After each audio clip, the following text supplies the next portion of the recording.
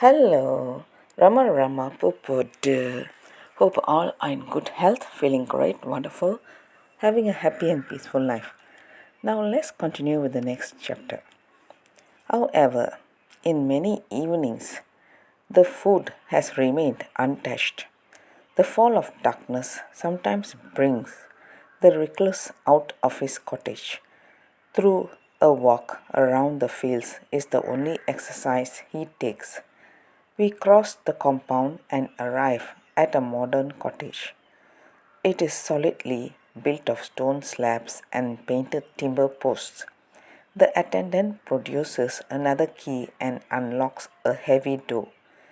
I express surprise at all these precautions, for did not the servant tell us that the sage's belongings are very few?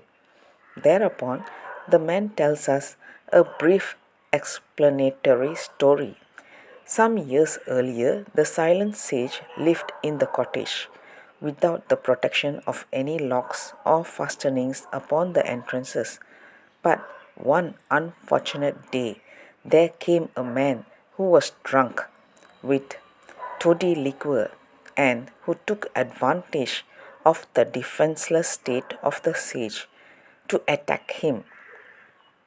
The drunkard pulled his beard, belaboured him with a stick, and shouted disgusting epithets.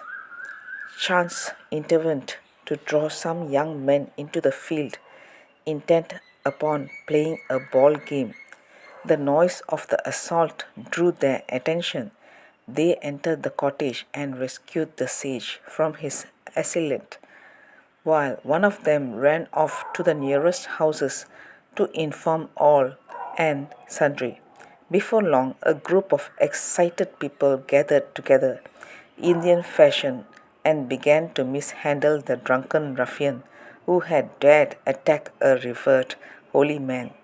There was a likelihood that the man who was so dastardly would be lynched. Throughout this episode, the sage has maintained his usual stonic calmness and endurance. Now he intervened and wrote down the following message: If you beat this man, it is the same as beating me. Let him go, for I have forgiven him.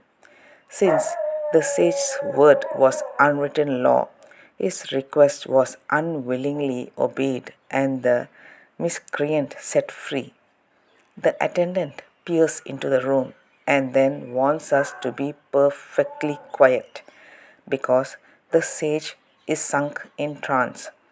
I unlace my shoes and leave them behind on the veranda in obedience to the inexorable dictates of Hindu custom. As I bend my head, I notice a small flat stone in the wall.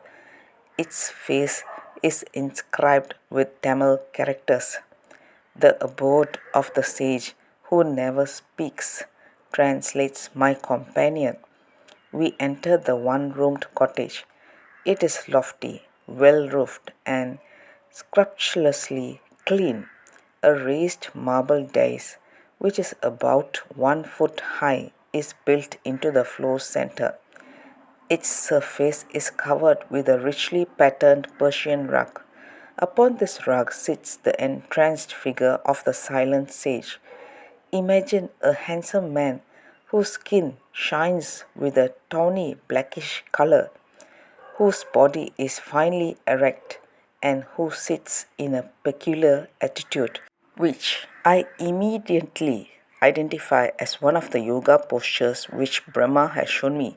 The left leg is doubled back so that the foot is under the base of the body and the right leg is swung across the left thigh.